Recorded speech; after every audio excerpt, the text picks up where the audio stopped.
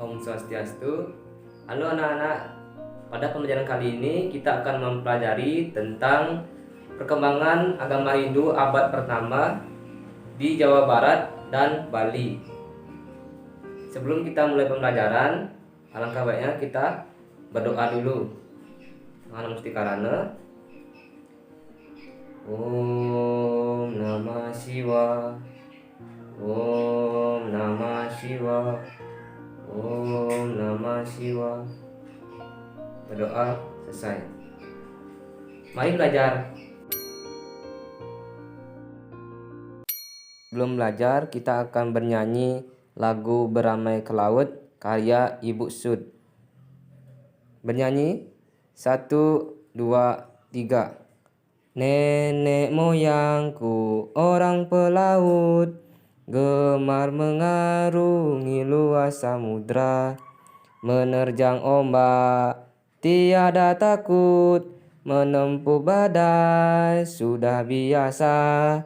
Angin bertiup, layar berkembang, ombak berdebur di tepi pantai.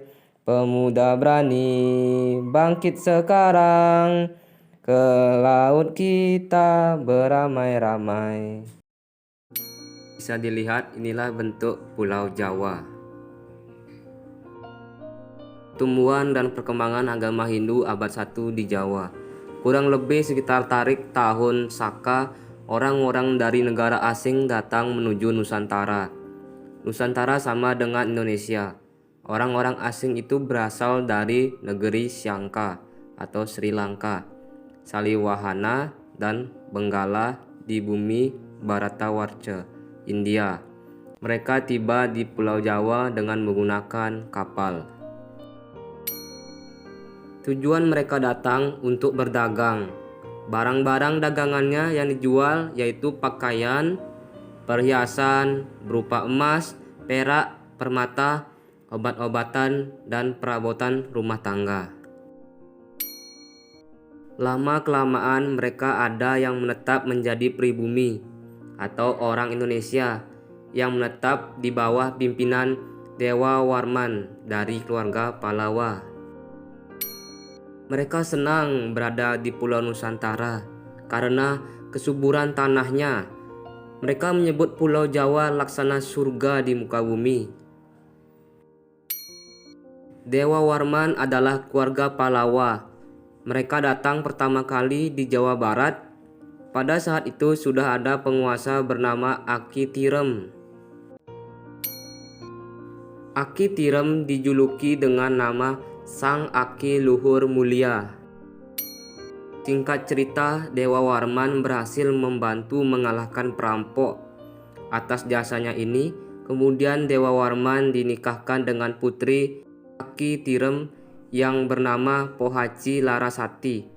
Tidak lama kemudian Aki Tirem meninggal. Kekuasaan diserahkan kepada Dewa Warman. Dewa Warman dinobatkan menjadi raja bernama Armolokapala Dewa Warman Aji Raksa Gapura Segara. Sedangkan permaisurinya bernama Dewi Dewani Rahayu. Kerajaan bernama Salakanagara atau Negeri Perak dengan ibu kota bernama Rajatapura. Penduduk kerajaan Salakanagara beragama Hindu. Kerajaan Salakanagara mengalami puncak kejayaan setelah pemerintahan oleh Dewa Warman ke-8 dengan ditemukan Candi Cangkuang. Bukti-bukti sejarah peninggalan kerajaan Salakanagara: yang pertama menhir Cihunjuran, yang kedua dolmen, yang ketiga batu magnit, yang keempat batu dakon, yang kelima air terjun Curug Putri, yang keenam pemandian Prabu Angling Dharma. Pengertian menhir. Menhir berasal dari bahasa Celtic men yang artinya batu dan hir berarti panjang. Jadi arti menhir adalah batu panjang. Benda peninggalan zaman megalitikum ini dapat berupa batu tunggal atau monolit atau berupa sekelompok batu yang diletakkan sejajar di atas tanah. Menhir Cihunjuran berupa menhir sebanyak 3 buah terletak di sebuah mata air. Yang pertama terletak di wilayah desa Cikoneng. Menhir kedua terletak di Kecamatan Mendalawangi, lereng utara Gunung Pulosari. Menhir ketiga terletak di Kecamatan Saketi, lereng Gunung Pulosari, Kabupaten Pandeglang. Pengertian dolmen yaitu meja batu yang digunakan oleh manusia pada masa lampau untuk meletakkan sesaji yang dipersembahkan kepada roh nenek moyang. Dolmen umumnya berupa batu berukuran besar dengan permukaan datar yang panjangnya sekitar 300 cm dengan lebar sekitar 100 cm. Dolmen peninggalan Kerajaan Salakanegara terletak di Kampung Batu Ranjang, Desa Palanyar, Kecamatan Cimanuk, Kabupaten Pandeglang, berbentuk sebuah batu datar panjang 250 cm dan lebar 110 cm, disebut batu ranjang. Terbuat dari batu andesit yang dikerjakan sangat halus dengan permukaan yang rata dengan pahatan melipit melingkar, ditopang oleh 4 buah penyangga yang tingginya masing-masing 35 cm. Di tanah sekitarnya dan di bagian bawah batu ada ruang kosong. Di bawahnya terdapat fondasi dan batu kali yang menjaga agar tiang penyangga tidak terbenam ke dalam tanah. Dolmen ditemukan tanpa unsur megalitik lain, kecuali 2 buah batu berlubang yang terletak di sebelah timurnya. Air terjun Curug Putri terletak di lereng Gunung Pulosari, Kabupaten Pandeglang. Menurut cerita rakyat, air terjun ini dahulunya merupakan tempat pemandian Nyai Putri Rincik Manik dan Ki Roncang Omas. Di lokasi tersebut terdapat aneka macam batuan dalam bentuk persegi yang berserak di bawah cucuran air terjun. Pemandian Prabu Angling Dharma terletak di situs Cihunjuran, Kabupaten Pandeglang. Menurut cerita rakyat, pemandian ini dulunya digunakan oleh Prabu Angling Dharma atau Aki Tirem atau Wali Jangkung. Batu Dakon terletak di Kecamatan Mandalawangi, tepatnya di situs Cihunjuran. Batu ini memiliki beberapa lubang di tengahnya dan berfungsi sebagai tempat meramu obat-obatan.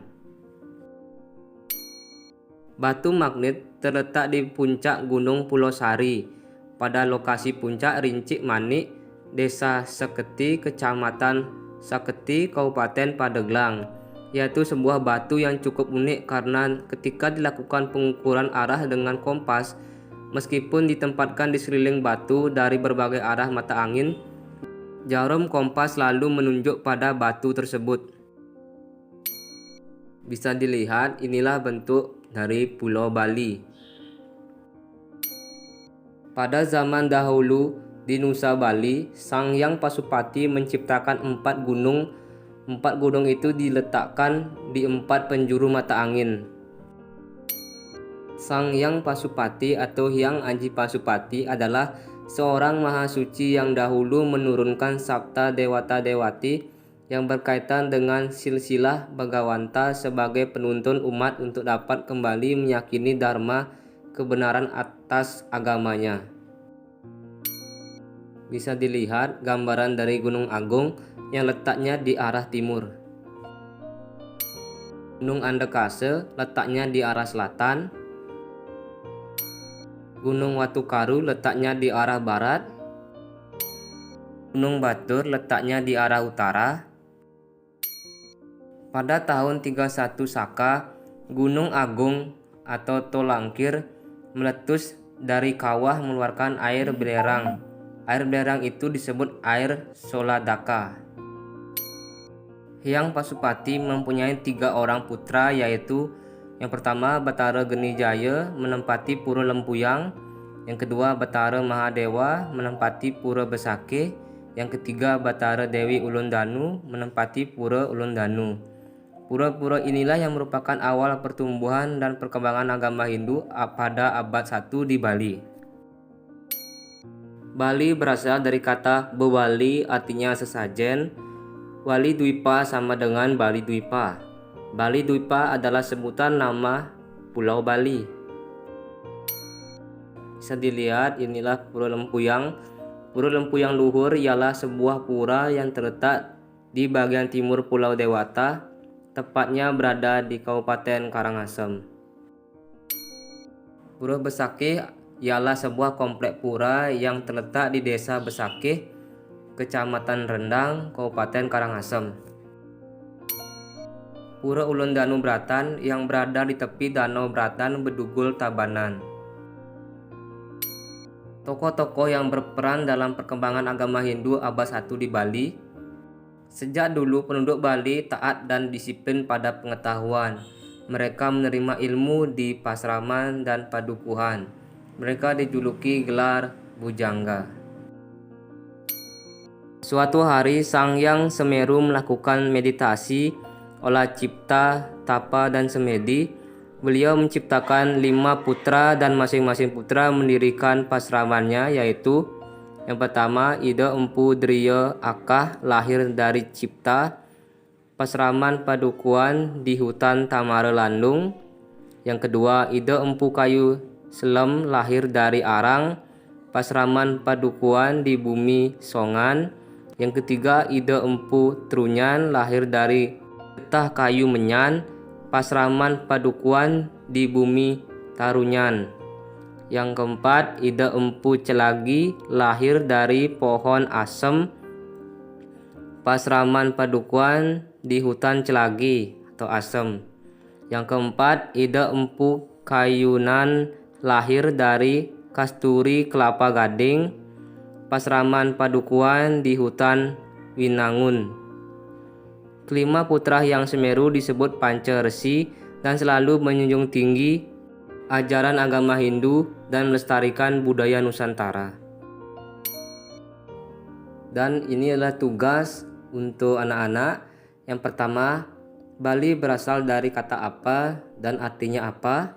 Yang kedua, sebutkan bukti-bukti peninggalan kerajaan Salaka Negara.